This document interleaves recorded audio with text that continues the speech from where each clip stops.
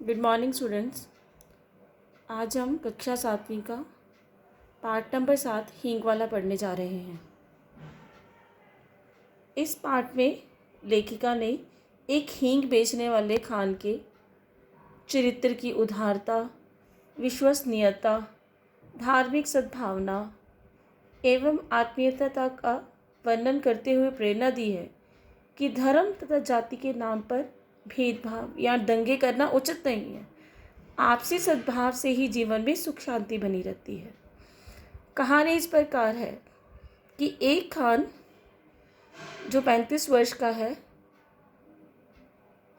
अम्मा हींग लेगा बोलता हुआ अपनी पीठ पर बांधे हुए पीपे को खोलकर एक मकान के मौलसीरी के नीचे बने चबूतरे पर बैठ जाता है।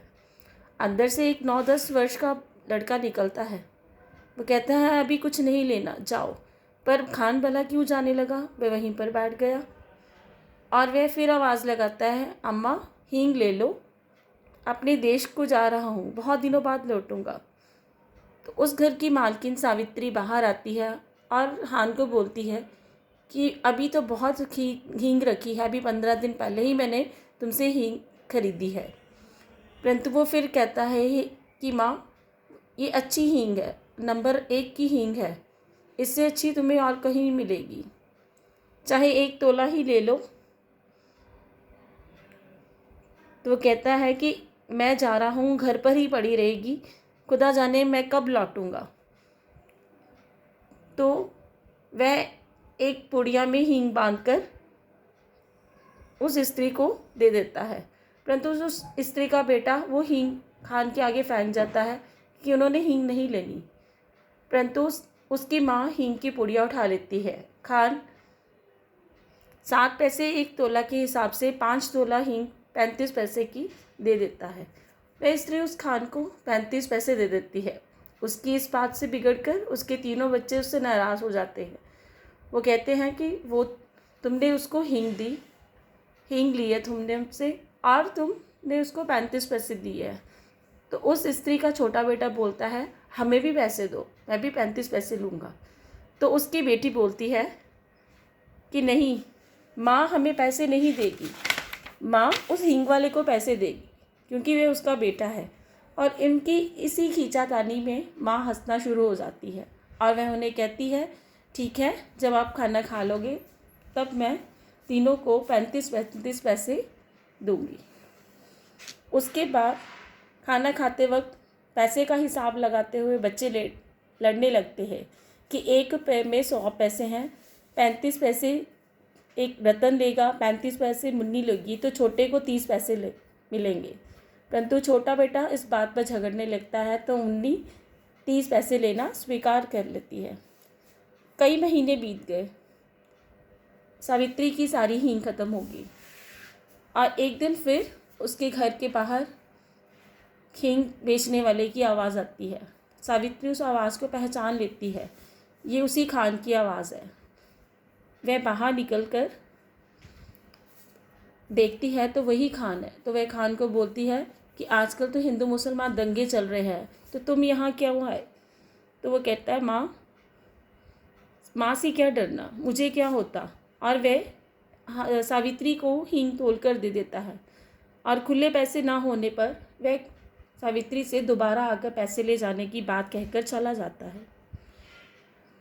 उसके बाद उस शहर में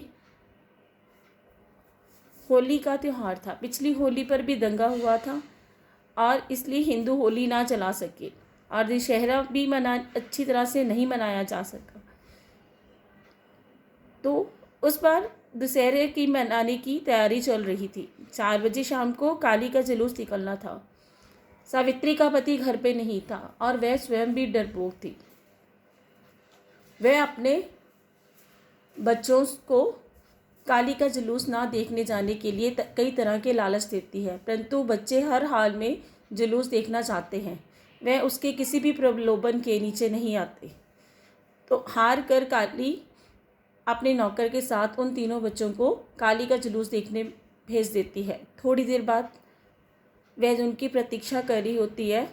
दिन ढल चला है, अंधेरा भी बढ़ने लगा था, परंतु बच्चे नहीं लौटे। वो बाहर गई तो बाहर बहुत शोर था।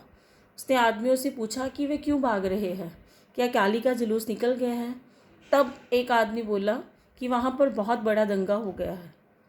वो बहुत घबरा जाती है। वह उन लोगों से अपने बच्चों को वापस लाने की प्रार्थना करती है, परंतु किसी को उसके बच्चों की पहचान नहीं है। ये सोचते सोचते वो घबरा जाती है। उतनी देर में रात हो जाती है।